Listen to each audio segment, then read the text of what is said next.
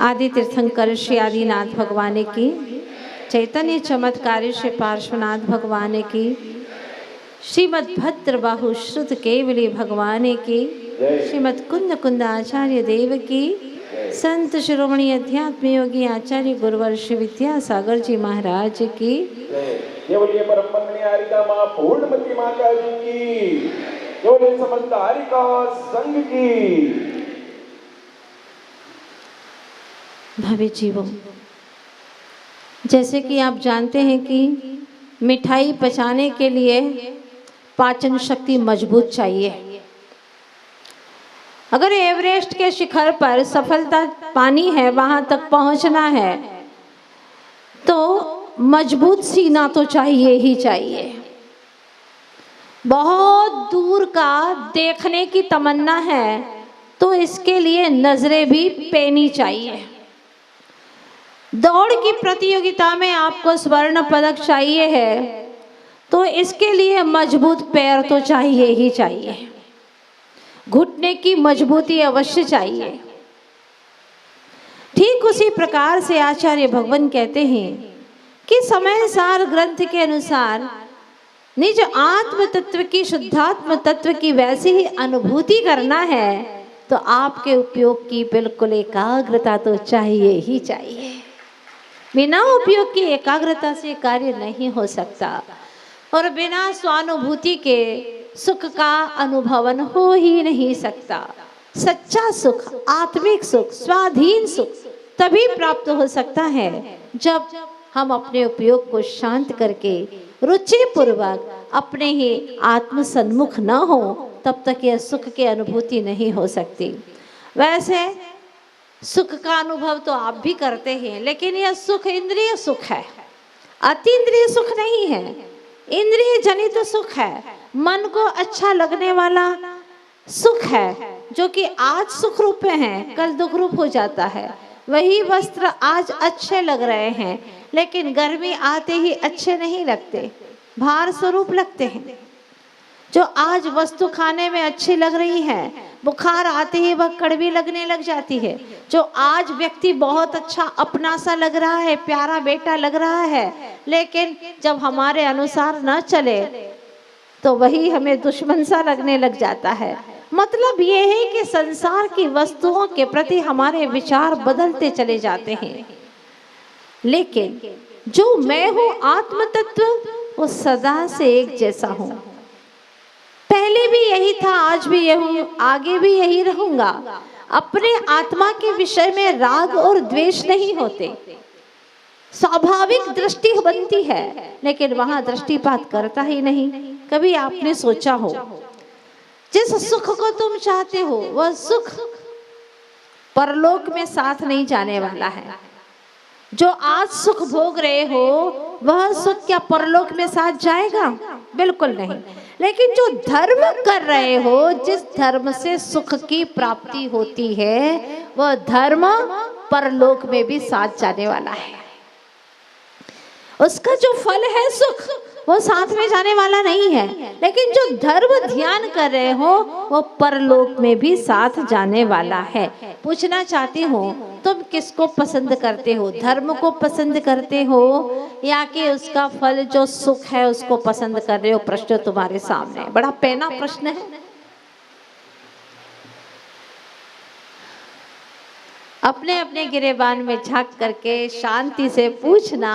और बेईमान मन कहेगा हमें तो भैया सुख चाहिए, हम तो ये कर भी इसीलिए रहे, दान पुण्य व्यवहार धर्म जिसको कहते हैं, और धर्म में ध्यान जो कर रहे हैं इसीलिए कि हमें सुख मिले। सुख नहीं मिले तो भगवान तक को दोषारोपण कर देते। क्या किया भगवान आपने? इतने दिन पूजन की, पाठ किया, दान पुण्य किया, क्या दिया आपने? अज्ञानी जीव भगवान तक को भी दोषारोपण करने में चूकते नहीं है और मंदिर जाना छोड़ देते हैं। कई लोगों को मैंने सुना, इनकी शिकायत करने आते हैं, माता जी हमारा बेटा रोज मंदिर जाता था, अभिषेक करता था, पूजन करता था और सप्त व्यसन का त्यागी था। क्या बताएं, धर्म में आगे आगे रहता था, लेकिन अब तो मंदिर का नाम भी सुनना नहीं चाहता। क्यों? क्योंकि उसके जीवन में एक हादसा ऐसा हो गया तब से बस वो यही कहता सब धर्म करना बेकार है। उसको कैसे समझाएं?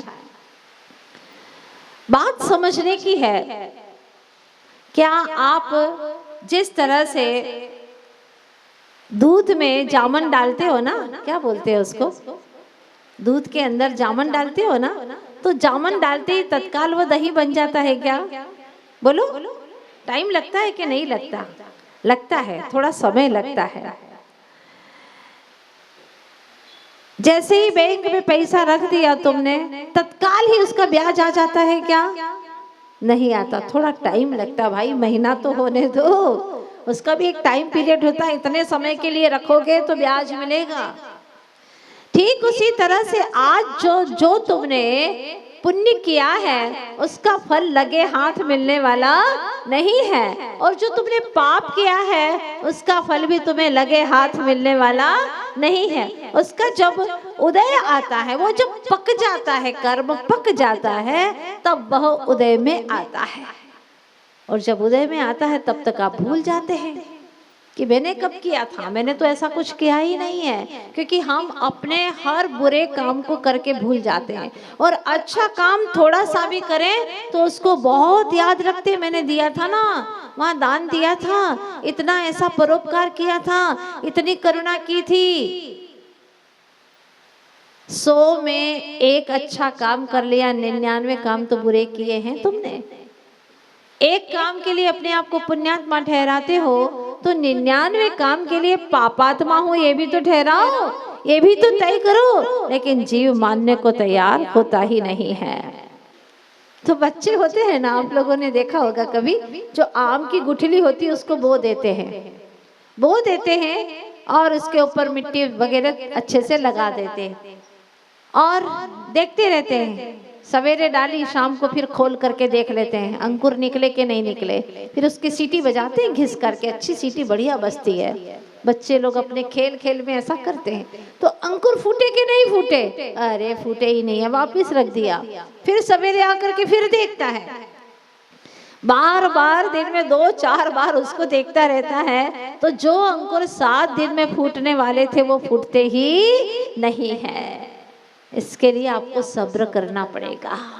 तो भाई जो तूने पूर्व में पाप कर्म बांधे थे उसका फल भी तो तुझे मिल रहा है।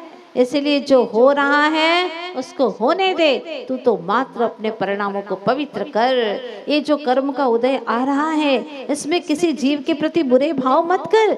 यही सोच, स्वयं कृतम कर्मे यदात्मना पुरा फलम तदीयम लभते शुभाशुभम।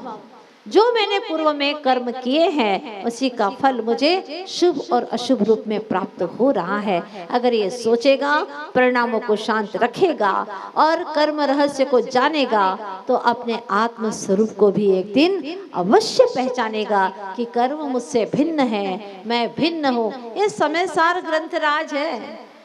यहाँ पर ये नहीं कहा कि ये मकान तेरा नहीं है, ये पड़ोसी तेरा नहीं है, रिश्ते नाते तेरे नहीं है, ये नहीं कह रहे हैं। बहुत अंदर की बात कह रहे हैं। ये कह रहे कर्म भी तेरे नहीं है और कर्म के निमित्त से होने वाले राग द्वेष आदि परिणाम भी तेरे नहीं है। बहुत गहरी बात कहते हैं यहाँ पर। ये तो बच्चों वाली बात है, घर तेरा नहीं है, शरीर तेरा नहीं है, ये तेरा नहीं है। आचार्य भगवान बहुत अंदर की बात करते हैं समय सार ग्रंथराज में। तो एक अखंड आत्मा है, ज्ञान आदि अनेक गुणों का पिंड है, तो बस वही है। इस तरह से बार बार समझाते हैं, लेकिन यह जीव समझ नहीं पाता है। मोह की वजह से श्रद्धा नहीं कर पाता है। कल कहा था कुंद कुंद महाराज ने, तम तम तम उसको दिखाऊंगा। उसको किसको? नाम नहीं लेते, उसके विशेषण बताते। जो एकत्व है, एकत्व कौन है? जो पर द्रव्यों से विभक्त है, तम तम उसको, उसी को दाई हम दिखाऊंगा। हाँ, जो भद्र बाहु शुद्ध केवली भगवान ने कहा है ना, बस वही दिखाऊंगा मैं। कैसे दिखाओगे? प्रत्यक्ष दिखाओगे क्या? नहीं, प्रत्यक्ष नहीं, आगम प्रत्यक्षेण, आगम प्रत्यक्ष से दिखाऊंगा। जो आगम कहता है वही कहने वाला हूँ। आगम में क्या कहा है? आगम में कहा है कि आत्मा का स्वरूप ऐसा है, एक है, अखंड है, ज्ञान दर्शन आदि स्वरूप वाला है। पर आप तो दिखाओ, बिना दिखाए हम कैसे माने कि आत्मा भी होता है? ये जो प्रश्न कर रहा है ना कि बिना दिखाए हम नहीं मानेंगे, प्रश्न करने वाला कौन है बताओ? प्रश्न करने वाला कौन है? आत्मा।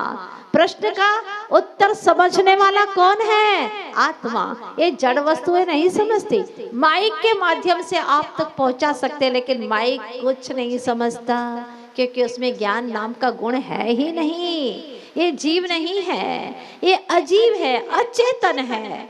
वह इन यंत्रों के माध्यम से आप तक आवाज क्लियर पहुंचा सकता है, एक क्षमता है इसके पास में, इतनी योग्यता है, लेकिन खुद को समझने की योग्यता नहीं है। वो योग्यता किस में है? मुझ में है, आप में है।